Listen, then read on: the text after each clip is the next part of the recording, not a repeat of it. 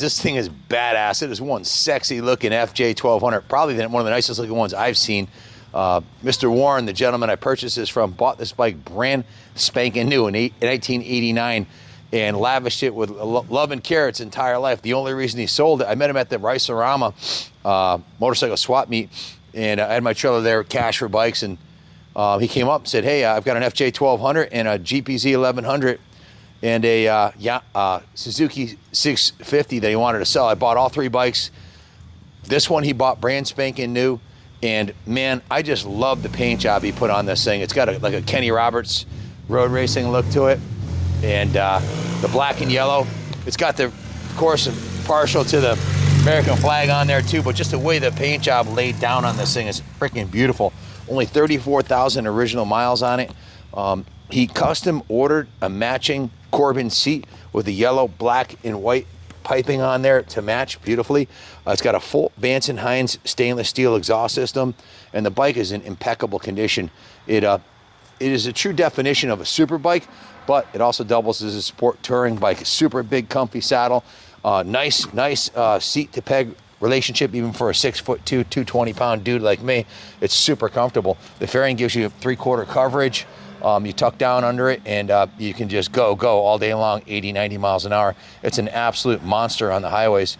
Nicely upgraded. It also has the brake system's been gone through, and it has a braided stainless brake lines on it. The calipers and rotors are gold from the factory. The original gold color on there plays real nice with the black and yellow on this bike. It is absolutely stunning sport touring bike. Beautiful rare survivor. The bike runs and looks like brand new. Again, one adult owner since new. Only selling it because he was moving to Arizona, and couldn't take his bikes with him. So the bike is rated for stock for 130 horsepower and over 150 mile per hour top speed. So massive mid-range, fairly lightweight at 571 pounds.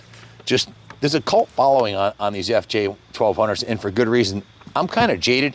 I'm gonna ride 23 motorcycles today. I'm on a ride my bike every day for 90 days. And I think I'll have, after today, the first 4 days, I'll have ridden like 29 motorcycles in 4 days. So I'm blessed to do that, but I'm not easily impressed and often disappointed in motorcycles. This is a bike you get on, and it's got all the power you're gonna need. It's super comfortable, and it looks great. I think John Lee said it was sexy. Yeah, and I asked the guys, how did it sound coming up the road? And Justin was like, it sounds badass, you know, and here's a guy who rides a turbocharged motorcycles all the time, so he's a little jaded too, but the fit and finish on it, the color of the black lowers with the big Yamaha logos, it just looks the part, man. This is a design that will look good 30 years from now. It's just a timeless, classic design. And the paint scheme's one-off. You won't find another FJ1200 with this paint scheme. Why? Because it was Mr. Warren himself painted this bike. He was a excellent painter, and he painted it and designed the whole scheme himself. And the top of the tank, it had one of them carbon fiber tank protectors on here, and you can see this. It's actually peeling up a little bit right here. This is a plastic film that he put over the paint job that you could see. It goes from right here all the way around. You can take that off if you want, or you can replace it, but it's put on there to protect this kick-ass paint job that he put on the bike.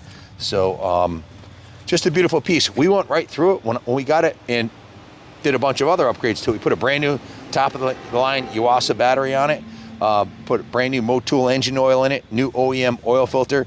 The carbs were disassembled and cleaned, and put a DynoJet carb tuning kit in it with new float needle seat O-rings, set the carb float level, set the fuel screws, and then synchronized the carbs. The fuel tank was removed from the bike also, and we drained it, we flushed it, inspected it, cleaned it inside and out, and then filled it with fresh VP94 non-ethanol fuel. The drive chain on it also has been upgraded. That's a gold chain. The gear shift linkage and the side stand were lubricated. The front and rear tire pressure was set. All the lights and gauges were inspected and working. The only issue we found is the fuel gauge does not work, and we think it's a sending unit in the tank, which is pretty common, easy fix. The only other issue I saw on it is, you see the little cover on the speedometer and the tachometer? Well, the one fell off the fuel gauge, and it's right there. So you have to dismantle the gauge pod and glue that back on there because the factory glue obviously failed. So windscreen's nice on it. Mirrors are nice. It's got a nice set of grips on it. We gave it a complete 100-point check over, and the technician noted, which is the Manic mechanic, that this bike is super stable and very fast. So went down to the detail shop. They didn't need much, but we steam cleaned it, hand washed it, degreased it, gave it a full rotisserie detail, and buffed and waxed the paint, put a new coat polymer sealant on there. It's ready to go, guys. If you've been looking for an FJ1200 to ride off into the sunset, I wouldn't hesitate to hop on this thing and ride it cross country tomorrow. I'll put a tank bag on it and set a over the saddle bags and just ride off into the sunset. Has the gold caliper on the rear also. Has the big aluminum swing arm on it, perimeter frame. Just a kick-ass piece, man. Good luck finding a nicer looking FJ out there for sale that's been owned by one guy for, what's that, 34 years? Yeah, 34 years. So thanks for watching, and God bless America.